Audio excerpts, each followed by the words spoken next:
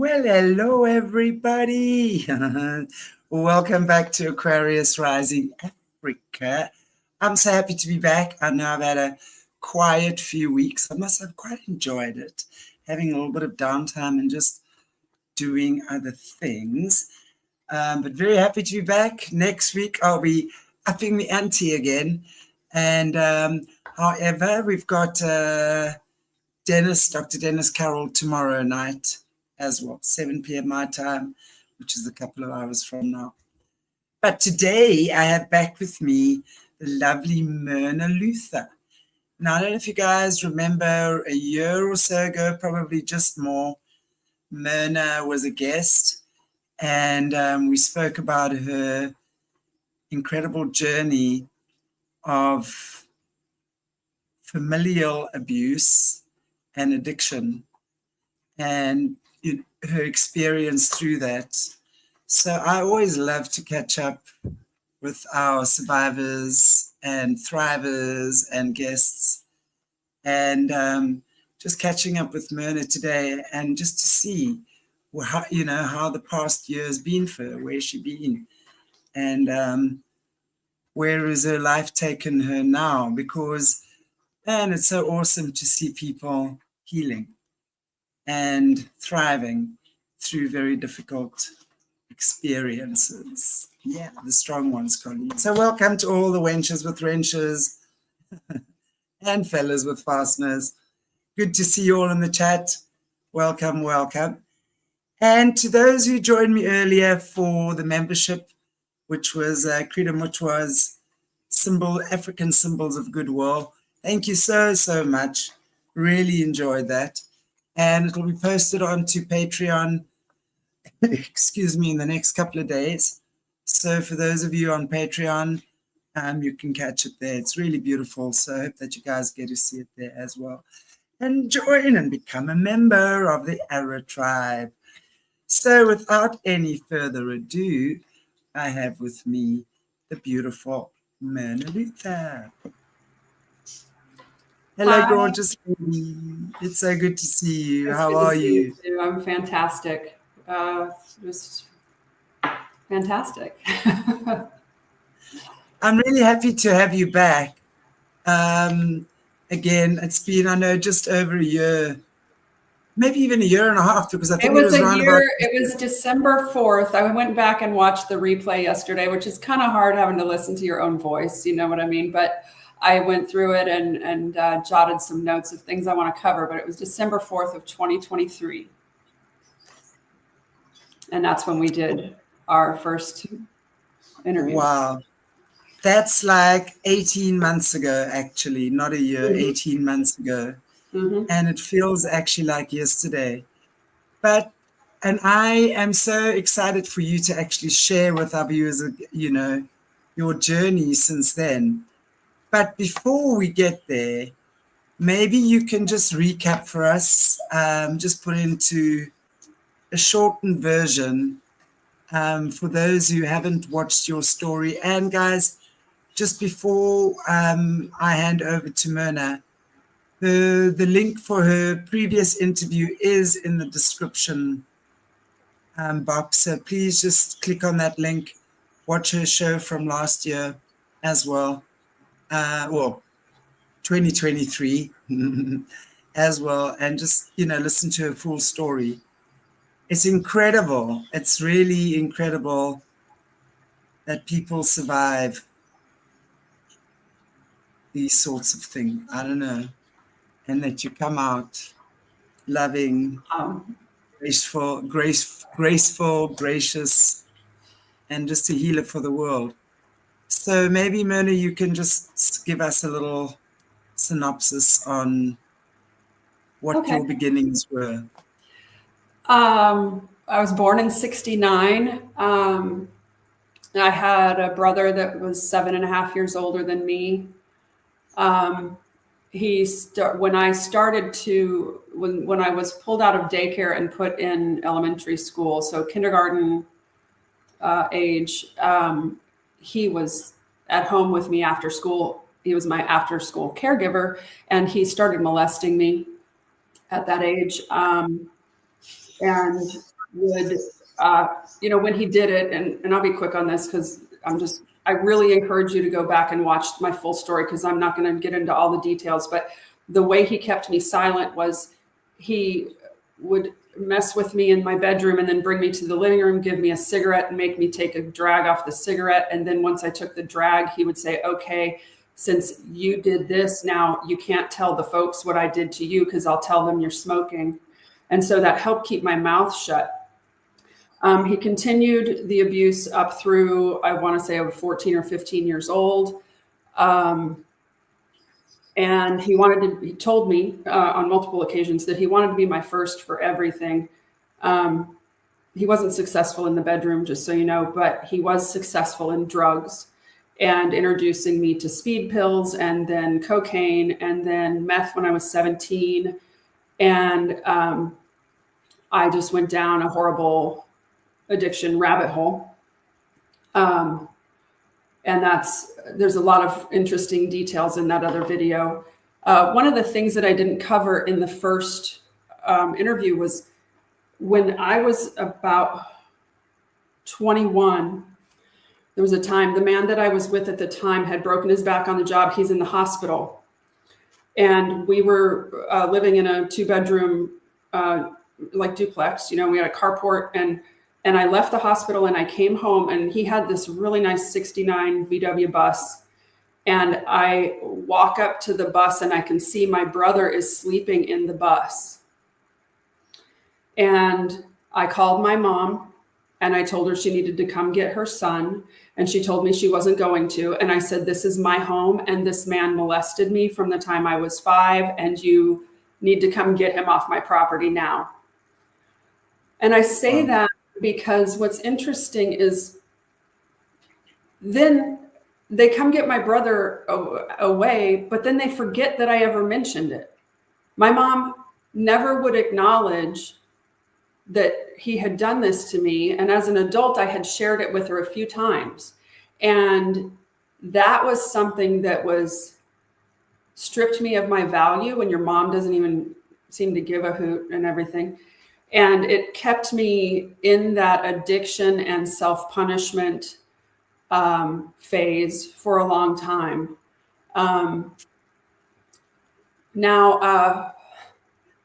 When we did our first interview, I had been sober for about 8 months. I now, March 31st, I had my 2-year anniversary of being sober.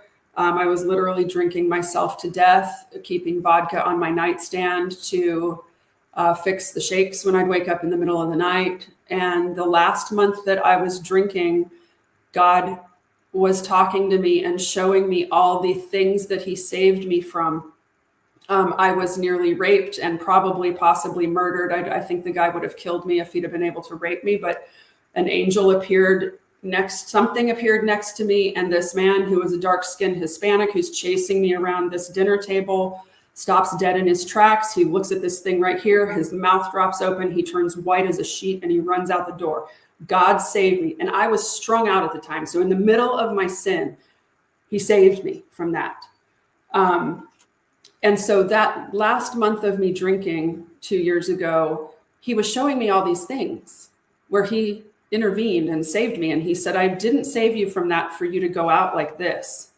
And I was able to get a friend who had a father that helped me go through the withdrawals. And that I highly recommend if you have someone that is drinking like that and wants to get off of alcohol, I recommend you go watch my video because I share what he told me. And within 3 days, the convulsions were gone and I'm clean and clear. And it was mind blowing because I was worried I'd have to go to rehab and I didn't want my husband to have to pay for that since I was the one being a dipshit. But one thing that my brother was jealous of me, I want to say since I popped out of my mom, but I bet you he was jealous of me once they found out my mom was pregnant. And I know that his jealousy was there because when I would look at pictures of me as, just a little infant in a chair and he would be in the photo, he hated it. I can see it. You know how you see the eyes are the window to the soul. I could see his jealousy for me in those photos as an adult looking back on it. And those, I threw them all away. But his goal in life was to suppress me.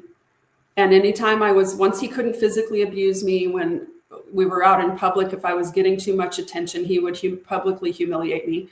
And it just stopped working. You know, he wasn't able to suppress me anymore. I had found my strength. And in May of 21, he took his own life. He shot himself in his front yard. And, you know, when you and I were chatting on Monday about this, Chantelle, and you were kind of reaching into his energy, saying that he's very frustrated that his plan didn't work, you know, I think his last hurrah was shooting himself in the front yard, because they were in a small town. He was very well known.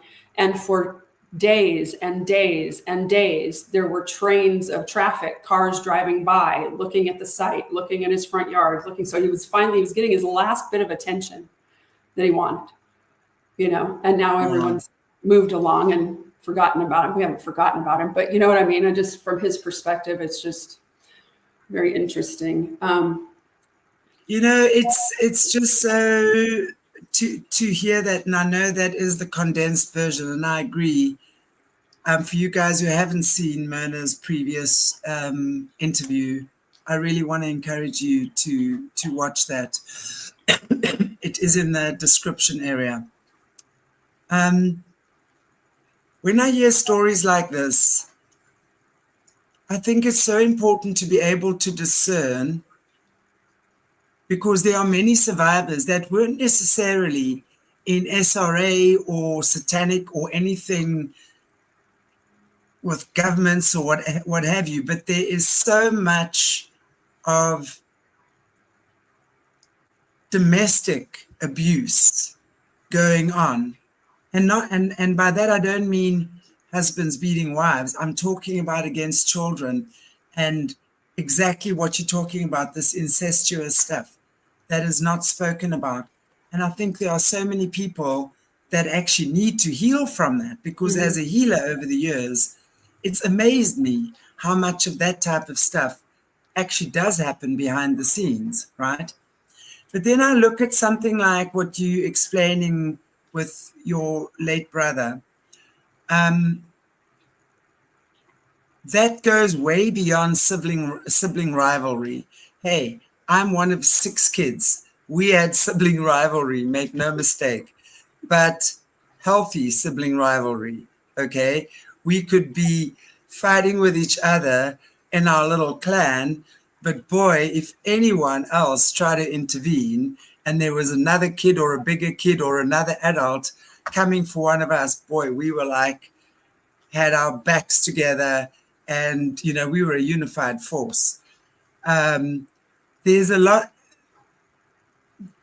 you know, there's a lot when it just comes to healthy sibling rivalry within the family, to something like you explaining with your brother. There's no doubt in my mind that there are these families that literally have these, I hate using the word demons. It's such an overused word. But I want to say demonic entities within the family, like your brother was. You know, he was there, he really was there to destroy you from day one. Mm-hmm. There was never a moment of protection, or big brotherly protection rather, right? Mm-hmm. Always this obsessive love, this obsessive, unhealthy love. Now, I want to actually just use this opportunity, because I can differentiate it as much as what I can from my perspective. But from your perspective, if you're speaking to the viewers, and perhaps, and I'm sure there may well have been few that have experienced similar stuff to what you have, what would you say would be, A, the warning signs? What would be the things that you would advise to get out of and not necessarily stay in? Because so many people stay in these situations, there's just no way out for them. So what would be your advice from where you are now looking back, to A, for people that are in there, and B, people that have been in there, but perhaps don't know how to start talking about it?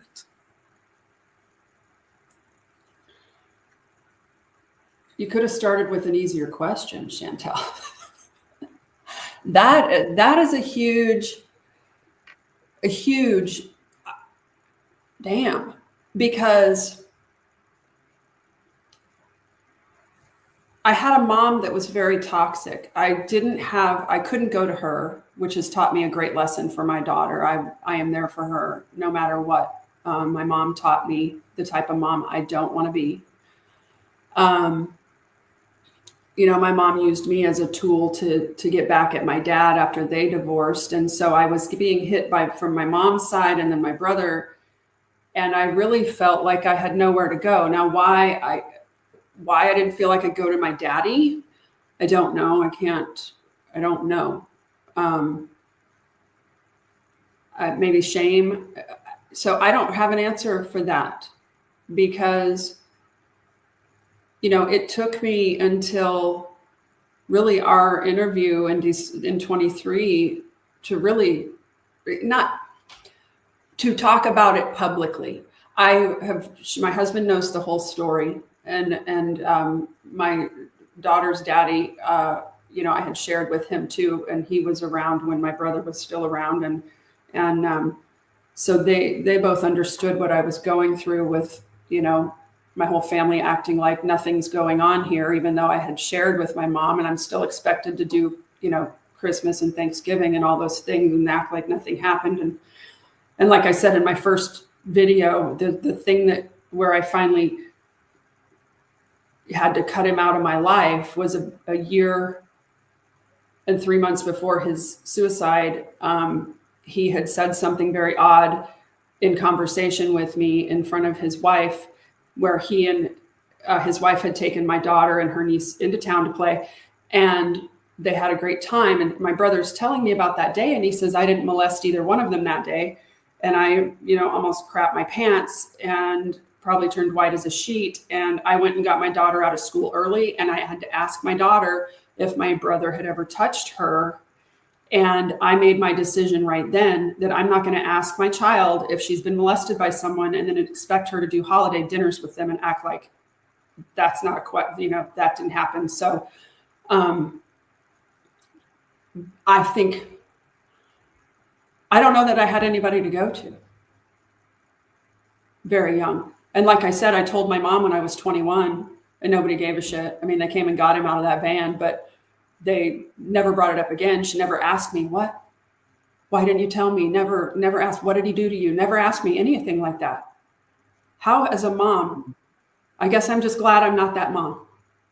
But there's also her history and my brother's that we talked about, where he was drunk and he said that my grandpa, who was a Baptist preacher, had molested him. And then he was drunk when he said it. He very quickly corrected himself. Oh no, he was just showing me how to shower. But we had parents at home that taught us how to bathe. My grandpa didn't need to be teaching my brother how to shower. So I think something started this demon deal with my brother. And then I had an interesting thing. I'm a house cleaner. I've been cleaning for over 30 years. And I had this one customer back in 2016, had never cleaned her house before, just had met her through word of mouth. And I show up at her condo to clean, and my hands are full of stuff, my equipment and everything. And I'm like this, and she goes, did I tell you I'm a medium? I said, no. She goes, put your bags down. I need to talk to you. I need to tell you something. Well, she sits down to tell me that my mom, when she was just about 12 or 13 years old, was walking home from school across a field and was gang raped by boys that she went to school with, that they all took turns on her. And it caused her to disassociate. She has multiple personalities. Well, holy cow, because at the moment that this woman tells me this, and I'm covered in goosebumps right now, my stepdad had rolled the car, had been in the hospital. They sent him home. They didn't even find that he had broken ribs. I mean, he's laying on his back. He's having to poop and pee in the bed. I'm washing the sheets and everything, taking care of stuff. And I'm seeing this woman, my mother, act like a little kid. I'm like, what the hell? How can this 70-something-year-old woman just be acting like a little kid? And when this medium told me that, it was like, boom, this is her other personality that had made itself at the age that she was when she was raped. Well, my grandpa, her daddy, was the Baptist minister in that little town they lived in. So either she didn't go tell her mama, or she told her mama, and my grandma said, you keep your mouth shut, which is kind of how they handled things back then. I don't know, So anyway, and she also had another personality that was younger than that, that would follow my daughter around and poke her in the butt and just walk up to her like she's a little toddler or something. And I had reached out to a medium after the other customer of mine shared that with me. And this lady was known for helping police find bodies and stuff like that. She has a very good reputation. She said that someone someone that was family or considered family had molested my mom. So could that have been my grandpa, the one that taught my brother how to wash himself? I don't know, but that's where the two different personalities came from. So now I understand. At that point, it made me understand why there's no way in hell I could have ever talked to my mom, because if my mom acknowledges this for me, she's going to have to look at herself. You know what I mean? And go, oh, it would bring up that experience in her. Does that make sense? Of course. And my money's on grandpa, by the way. My money's on grandpa. Me too. Common denominator. Absolutely. So I don't have an answer to that. All I can say is, as an adult speaking, is when my healing really started. So I didn't have anyone that I felt I could go to. Now, it sucks. And I think that's probably where the shame and the whatever the person does to manipulate you after they do their dirty work on you, they do something to you to keep you quiet. For me, it was him making me smoke a cigarette. But for other people, I'm sure there were other things that were done and said that made them keep their mouths shut. And like you're saying, I think the percentage of women and men, but women that are abused, we'd be blown away at the percentage. I mean, I would think it's 90%. I don't know. Could be wrong. I think it's so important, I know that for many people, children that this is happening to, it's almost impossible to speak unless they have a teacher that they trust or something, because we know that most of these abuses occur within the family. And I think, as you've said, what I've noticed and what a lot of people have spoken to me about over the years that I've had this platform is that a lot of the topics we talk about actually triggers memories in them. So they start getting memories and flashbacks of things. And I just want to say as well to those people, if you start having stuff like that in any of our conversations, then chances are something has happened. And then chances are you need to go and investigate. I think from a survivor's point of view, would you say that denial would be one of the first emotions that comes up? Denial, I must be crazy. No, that couldn't happen to me. I'm imagining it, that sort of thing. What came to mind is at some point before I asked my mom to come get my brother out of that van when I was 21, I had blocked it. And for some reason, I don't know what the time frame was, but sometime before that happened with my brother, I had a nervous breakdown because it was like a download of everything that he had ever done to me. I had blocked it to protect myself. and something opened it up and it all came flooding back. And it was like, I didn't know if I could stand or sit or breathe or anything. It was the most bizarre, overwhelming thing. And why am I telling you that? I don't know. So I wasn't going to, because I had blocked it, I wasn't able to talk about it prior to, but then being in the, I wasn't surrounded at that point in my life, in my early 20s, I had surrounded myself with meth heads. You know, who am I going to go to there?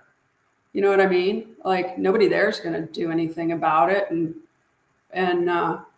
you know, then I was afraid of my brother as well. So I didn't want him to know that I was talking to anybody about anything, because I didn't trust him not to freaking kill me. You know,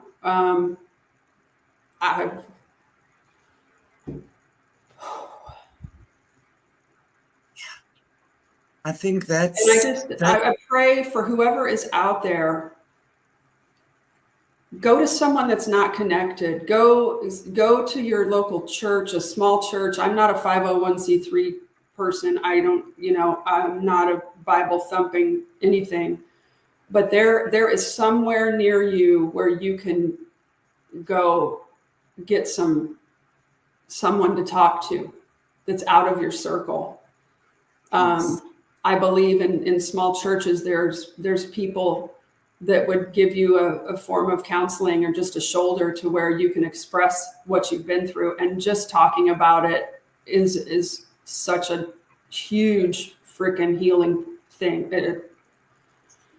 So I just encourage anybody that listens to this to don't be ashamed anymore. Don't let the devil keep a hold on you, and find someone. There's someone in your circle you can trust. There's someone there.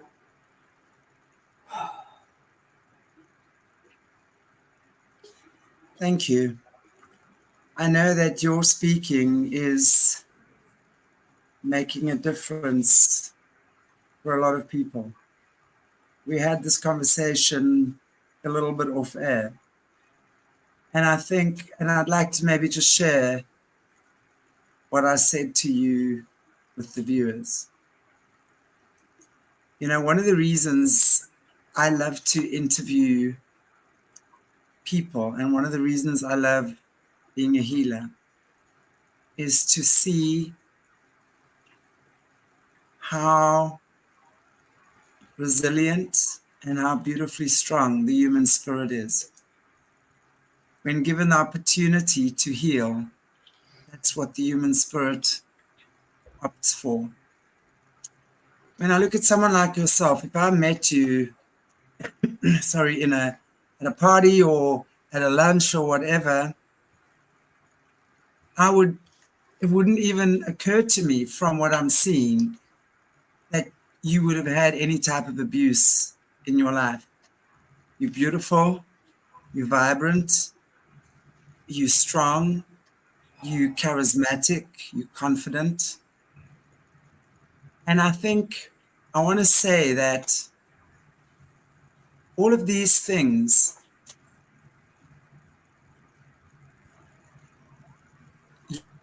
you've become more of because of the experience that you're speaking about. So that's what strengthens us. That's what gives us more courage and confidence. And I think there's an entire genre of women on this planet who present a strong facade. They look successful in their lives. They've got children, whatever it might be, right? But so many women carry this shame that something has happened and that has tainted them and that has harmed them and somehow made them to feel like they're not worthy, right? Mm-hmm. So I think to start speaking about that and to let the shame go, to let the guilt go, the humiliation go, to transform it as part of the healing process, I think is a very brave thing to do. Very brave thing to do. right? And probably difficult, but so rewarding. What is your take on what I've said? Well, what comes to mind when I look at my life and who I am today, I wouldn't change a damn thing. I would experience all of that again because it made me who I am. And I am a person that can relate to people. I have been there and done so many things in my life that God has forgiven me and saved me from. And I know that He's using me to help other souls on this planet. And I would go through it all again. Excuse me. Because the devil doesn't win. And, I wrote after 9/11, and I wasn't totally awake at the time. I didn't realize that was an inside job till quite a while later, but I wrote a song, and it was about the destruction and everything that our country was going through. But I want to say the chorus to you. Please do. There's peace in the pain with Jesus. Again and again, He sees us, stumbling and falling. But when we come calling, we find peace in the pain with God. Period. End of story. This man, my Creator, has turned me into something usable instead of useless. And the way He did that was giving me a voice and used you, Chantelle, as my avenue. And I just please and thank you. The comments are overwhelming me. And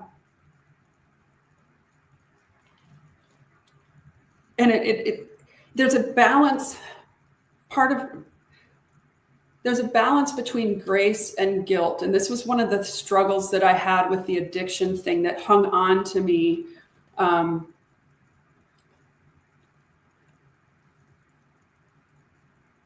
It's like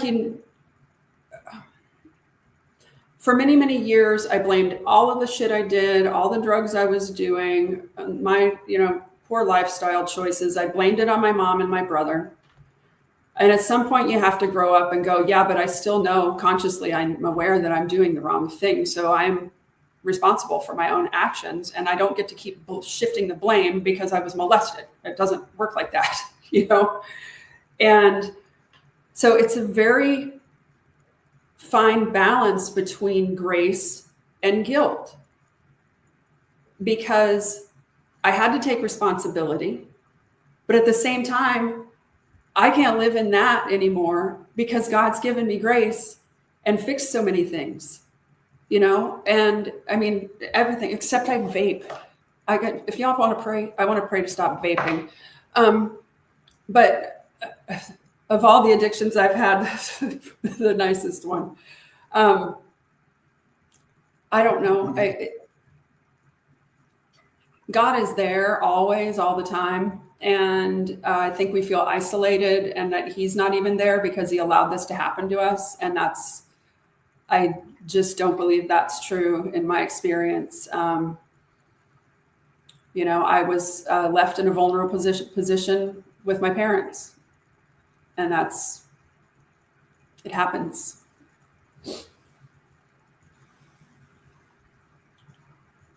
The last time we had a conversation, there was a lot going on. You were caring for your mom, etc., etc. What has changed in your life since then? Are you okay? Golly, yeah, a lot has happened since December 4th of 23, we had our first get together. The 27th of December, my stepdad fell. My husband and I ran to their house, get him to the ER. They had to transport him to another hospital. Come to find out he had 2 minor strokes. And then never came out of the hospital. And I had to make the decision to take him off of life support at the end of January.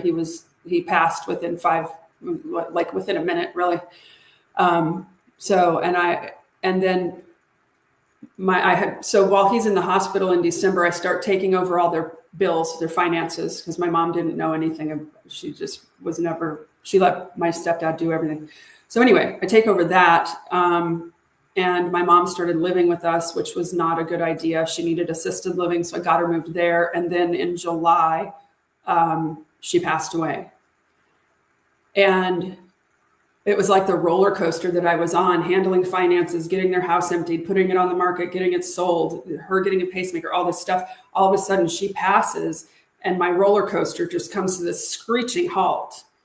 And it's like, okay, I felt like I needed to be doing something, but I had done everything, you know?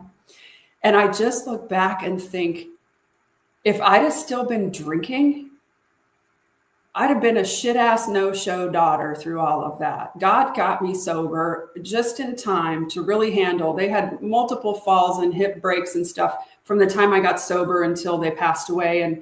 And so it's interesting how God cleaned me up so that I could step up. And I'm just so eternally grateful for that. And now, we're getting ready to move my 84-year-old mother-in-law into the house next door to us so we can have her close by and take care of her. And I'm grateful that I'm able to do that. You know, my husband works long days, and I can be right here and we can keep an eye on her and all those. So, it's interesting. I didn't really see God prepping me to take care of old people. Okay. Wow. I have a screenplay that I want to write someday, and it's kind of my life story, and it's one of those tear-jerking, laugh your ass off chick flicks type of things, and I need to get connected with the right people. I'm going to tell you off air, Chantelle, I'm going to give you the story, and you're going to die laughing. Anyway. I'm so hanging on to that because I think I need to be acting in that movie. I agree. Yes. Yep. Yeah. Make my debut in your movie. Uh-huh. I love it. Wow. There's something I want to just encourage anyone that listens.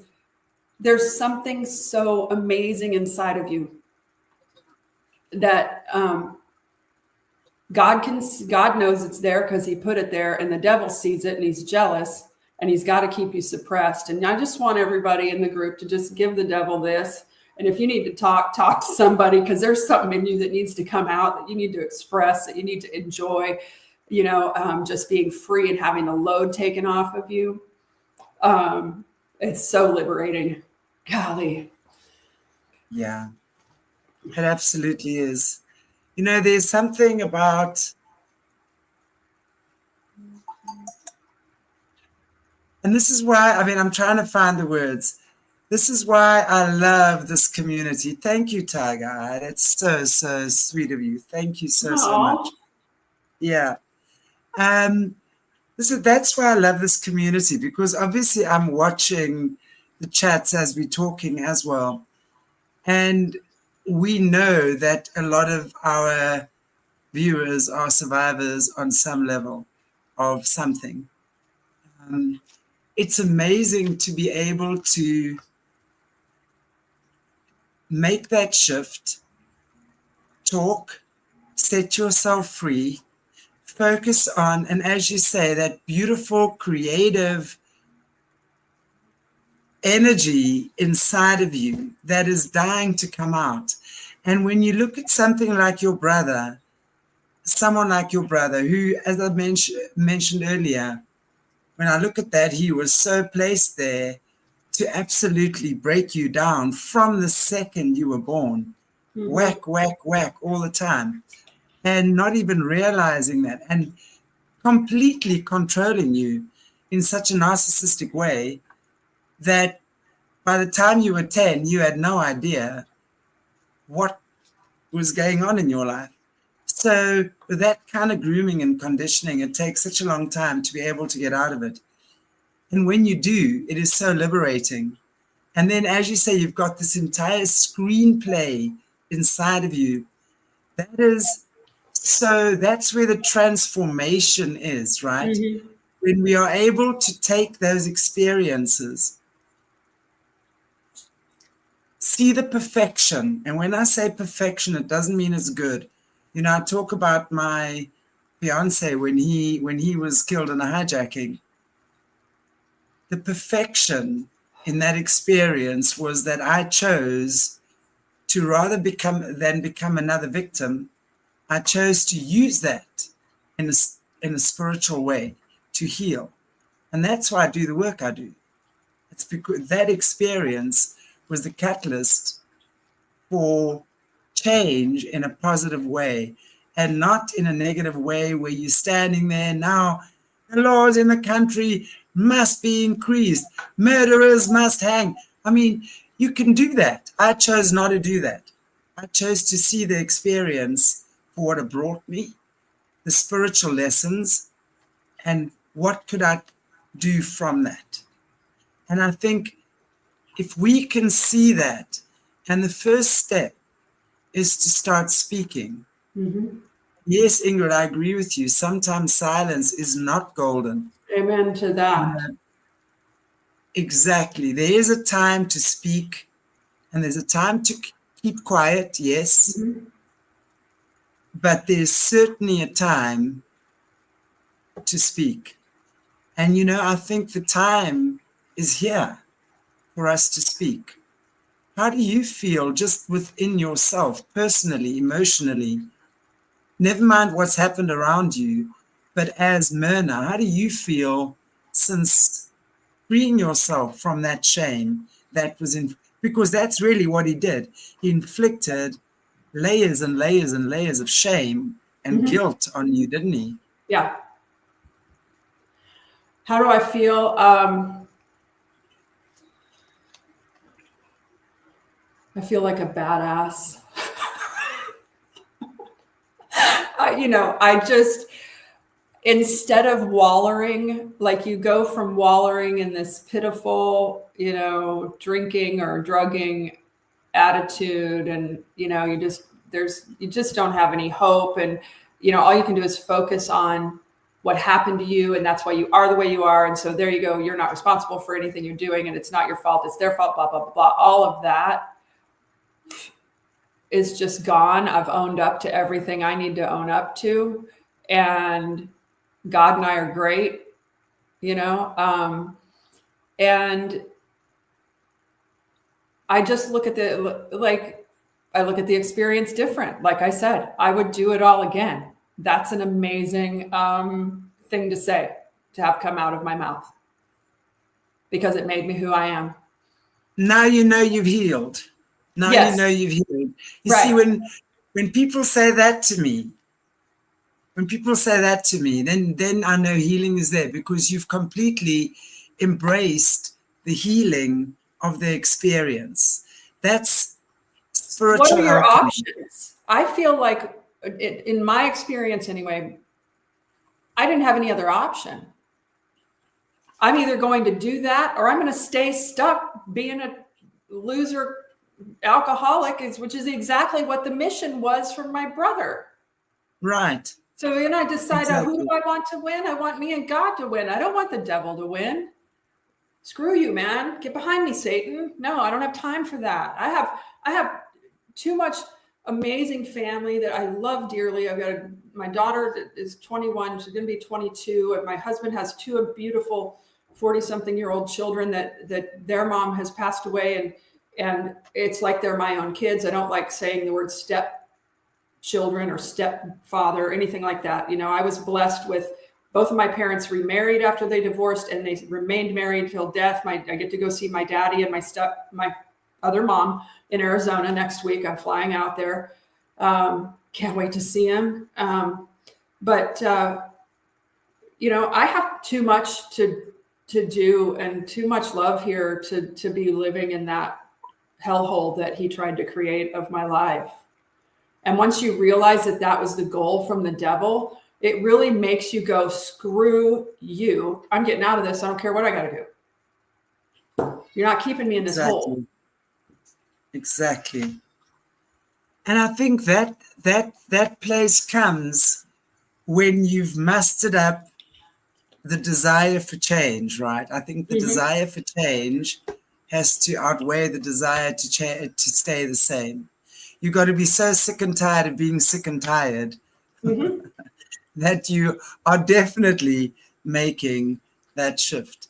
And that's a beautiful thing. And it really is amazing because I see more and more people making that shift. And it's really because of people like you speaking. She-Wolf, I want to say, no, I've never spoken to Annika. I do know who she is, yes, great survivor. She was one of the original survivors that spoke out as well against the stuff. And I agree with Jessica, nothing's your fault as a child. It's when that the drugs started to happen in my, early teens and then intensify as I got older. It's kind of an odd thing. I was introduced to this by my abuser and I'm feeling huge guilt because I'm doing it, And so then that guilt keeps you in that shitty spot. But now I do feel like what you said, Jessica, it wasn't my fault, but it does become my responsibility at some point in life to stop doing what I'm doing. Exactly. You see, the thing is, and that's, I think, where when I see so much of the abuse that goes on, one of the things that the abusers or the groomers do is they really like to take all hope away. They make you believe that you are worthless, that you are nothing, that you aren't worth anything, that they will break you down to the point that healing is not even an option. And even as an adult, right? Yes, it does become your responsibility then as an adult to heal. You have to. You can't not. You're either going to keep yourself in that cycle of self-destruction and believing what the liars have told you. So now you actually go along with a lie, and God is the truth, devil is the lie. You get to choose now. Do you support the lie, the devil, whatever, into believing you are worthless, you are evil, you're a slut, you're a whatever? Or do you know now, have you come to the point by hearing enough voices to give you an understanding that, wow, they've actually controlled my mind with negative thinking? I have the option, I have the opportunity to change. I have the opportunity to live a very different life. If she can do it, I can do it. And then that moment, you make the decision to change. And then you contact Myrna or Chantelle from Aquarius Rising Africa, because we have lots of resources here. We have lots of people who are helping survivors. That's all we do.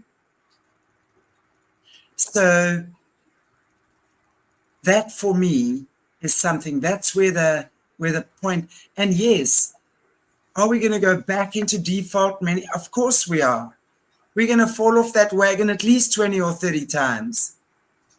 But the question is, do you have the strength to stand up and get back on again and forgive yourself and say to yourself, it's okay. We can do it again. We'll do it again. We'll do it again. I don't care if you've got to get up 1,000 times off the floor. As long as you're getting up, you can get up, and there's hope. One of the things that I do too, if there's anybody that's a drinker, I have been very blessed to have very, very few cravings since I quit, which is very odd. But at times, and usually when it's something high stress going on, it'll wash over me. And what I do is I tell somebody. If my husband's right there, I'll grab his arm and he looks and I'm like, I just had one. It's like, okay, baby, you got this. So I always say it out loud, instead of stuffing it. If it's my daughter that's in the room, I say it. If I'm on the phone with my grown daughter or whoever, I don't care who it is. I'm going to say it. Whoa, I just had a, craving. And the one thing that I worry about is like, My husband goes before I do. I don't want to start drinking when that, I don't ever want to fall off the wagon. I want to cement my ass in this wagon.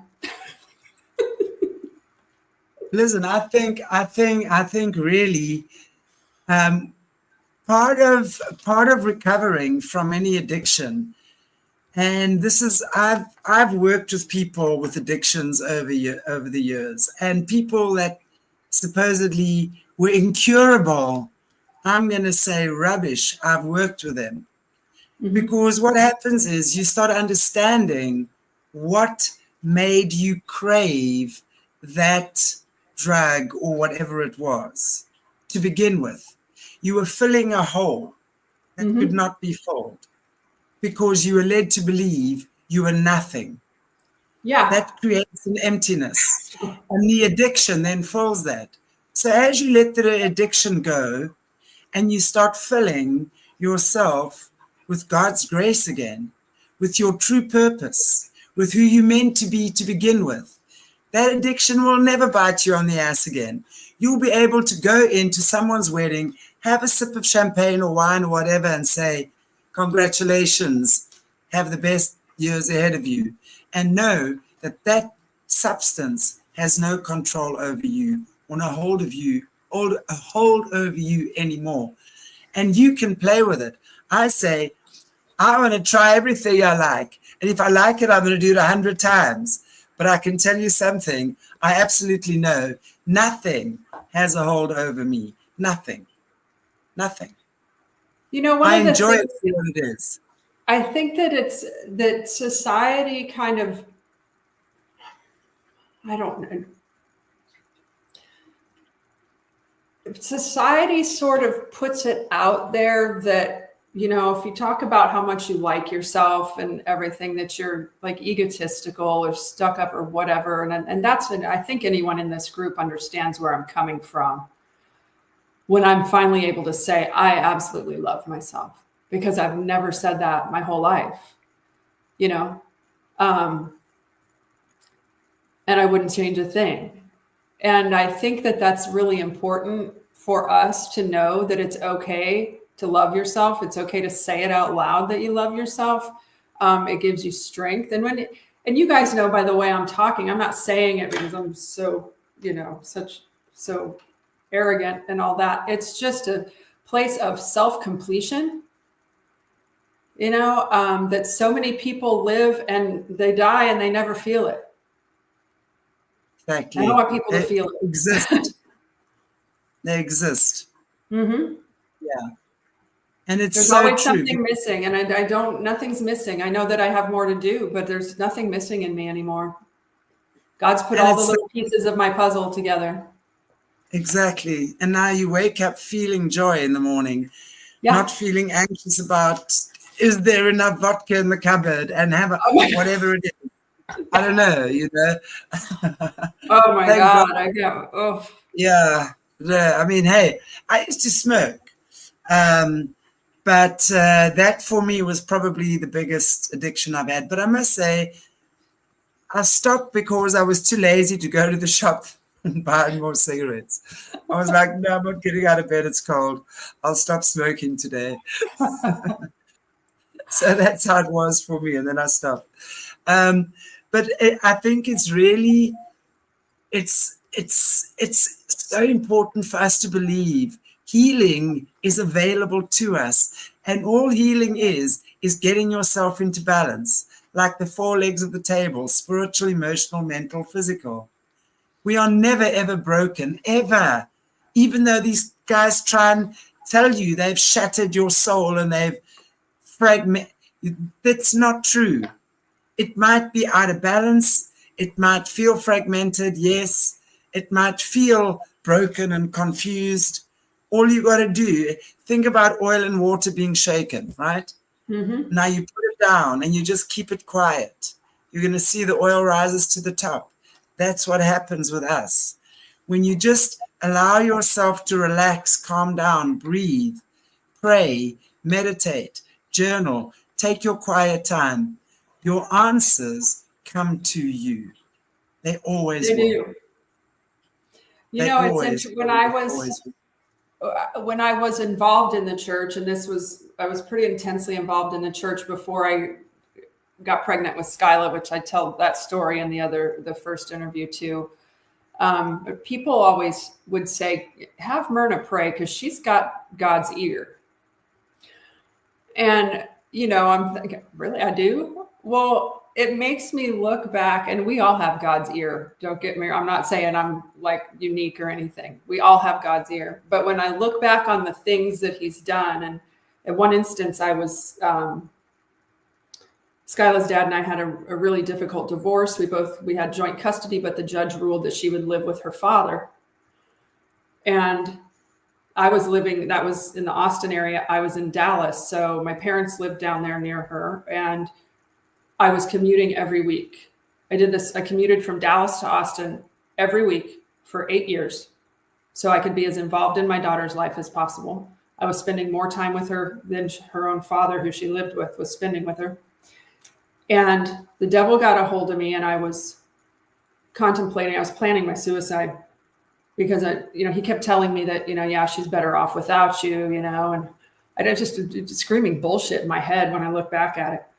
And I'd started making a plan, and I woke up about 12:30 in the morning, out of bed, screaming, crying.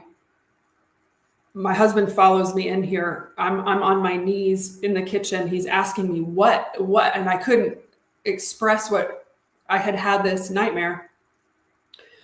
And it was God. Skyla and I were having to take this path, and he said, now you're going to have a turn to the left. Don't take the first turn. Keep going and take the second turn. Me being the rebel that I am, I get to the first turn, and there's a waterway there, right? Well, so Skyla and I start on that first turn, and she gets sucked out into the water. There's this big platform out in this waterway, and I told her, swim to it. And she grabs on, and there was a ladder, so she's able to climb up on it. And there's this wooden platform on this metal thing in the middle of this big running river. And I'm like, okay, I'm coming to you. And I start swimming to her, and she takes one step back, and in the middle of that platform was a hole. And God let me watch her fall through that hole into blackness for eternity. And he said, that is what's going to happen to you if you take your life. I have it drawn out. I have it written out. I can see it today, just like it happened yesterday. And it's like, don't dismiss when God's talking to you, people. He's talking to us. I think we tend to disregard it, and just don't.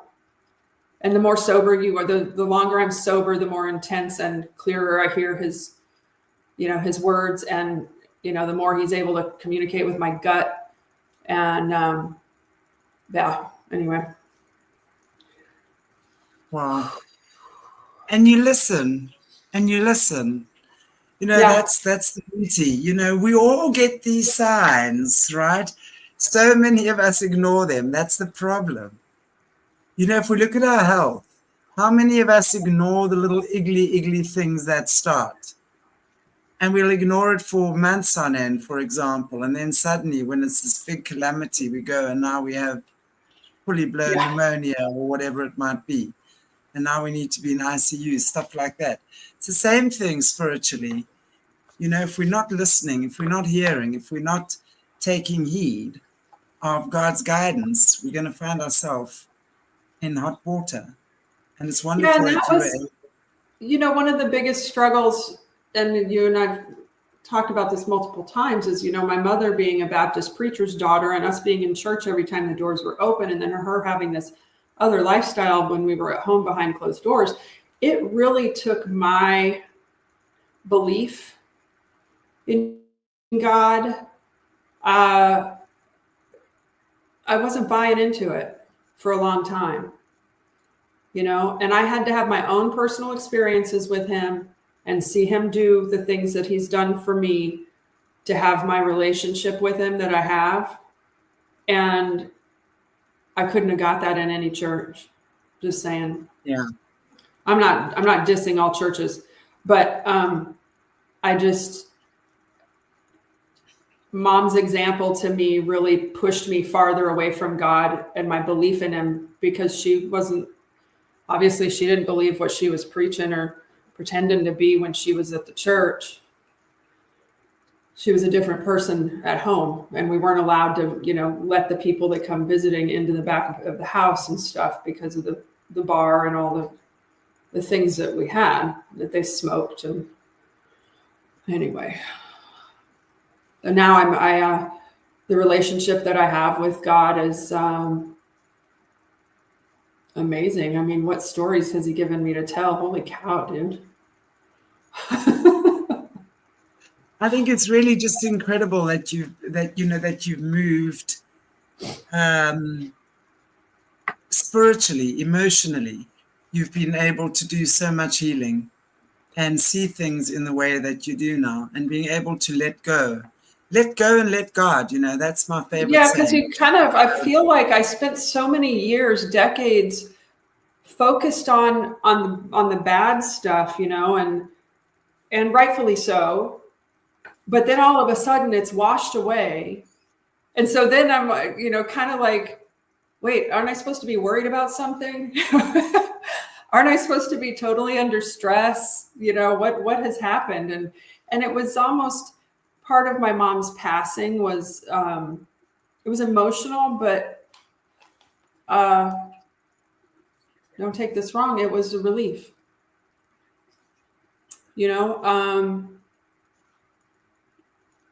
that was a relief. She was very, she was always good at bringing up my past and just little backstabbing things. And I didn't ever have to worry about hearing that again. Bless her heart. Which, aren't true anyway, which is Jojo Awaken, you're welcome. Thank you. Sorry, I'm missing the comments. And if anybody, I didn't want Chantelle to put it in print, but you'll find me on Facebook. You can PM me if anybody wants to reach out and chat. It's Myrna Taylor Luther, but you'll recognize my picture. So no, if you want to get a hold of Myrna, I can put you in touch with her as well. Yeah. So you can just reach out to me. I'm good with that too, Chantelle. Yeah. Wow. Well, beautiful, Myrna. I promised you much more than an hour. I don't. It's kind of. I feel like, did I even deliver a message? I hope I did. I just want to once again say, stop being silent. You start asking God to direct you to the person you're supposed to speak to. He's going to direct you to the person you're supposed to speak to. Period. Okay. Absolutely. So, and it's for me, my experience, it has been the best healing. For me, I feel like it's the only way to heal is be able to talk it out with somebody. I don't know. Absolutely. I could be wrong. And what is so important is that you do it with someone who's neutral. You said something earlier on, which I think is very important. Someone who's not in your family circle or your friend's circle or something like that. Mm-hmm. Find someone who's outside of your circle and neutral, because if it's family, you don't know who's covering whose butt, right? Mm-hmm. If it's anything in the community, you still don't know who's covering whose butt. So reach outside, pray if you need to. So I say, in fact, I'm going to make that's been one of the things that I've wanted to do, is just to make a list of resources of people available who that's do amazing. constantly healing. Yeah. And I'm going to be putting that together for our Arrow tribe as well. I had a friend that she shared with me that she was molested and by someone in her family that's still alive, and no one knows about it except her husband knows. She also has a 9-year-old autistic son, and she's really struggling. She homeschools her children, and she's looking for a counselor of some kind. And she, went on a site that you put in all your you kind of describe yourself, and it asks you if you're conservative. And she said she was very conservative, and they link her because she's trying to go through someone that will take her insurance. Well, then she's looking at that doctor that they link her with, and that doctor helps people transition from male to female, female to male. She's like, that's not my thing, So that's kind of why I sort of lean towards smaller churches will have people that are God-loving, understanding people that don't require you to file insurance. Does that make sense? You know what I mean? That their mission is to help with people, and it'd be nice if we had, like you said, connections of people in different locations, or even that are willing to do, video chats. We can talk to people in South Africa, I think. Are you in South Africa or Africa? South Africa. Yeah. So, it would be great. Southern tip of Africa. Yeah, it would be great to have kind of a network of people to reach out to and bend their ear on something. Well, that's what I'm busy doing now behind the scenes as well. So it's interesting. It came up today. So to give a list of people who have the resources, who can speak to our community of survivors as well. And they won't be people that are in the cabal. Yeah. No, we don't. Yeah, none of that. We don't specialize with those guys. No, we don't. Okay, I like that, Colleen. Thank you. This show is not for entertainment purposes only. Thank you. Oh, wonderful. Myrna, it's been such a beautiful pleasure talking to you again. Always, so thank Chantelle. you so much for joining me. Thanks for inviting me back. And I'll be praying for everyone that watches this today and in the future that, that it helps someone out there. Thank you, Tiger Eye. Absolutely. Thank you, guys, very, very much. Have a blessed day. Yes, absolutely. Have a beautiful day. Have a blessed day. And I will see you tomorrow with Dr. Dennis's show. And Grandma's back in action next week. She's been taking some downtime. Okay, guys. Take care. God bless you all. See you soon.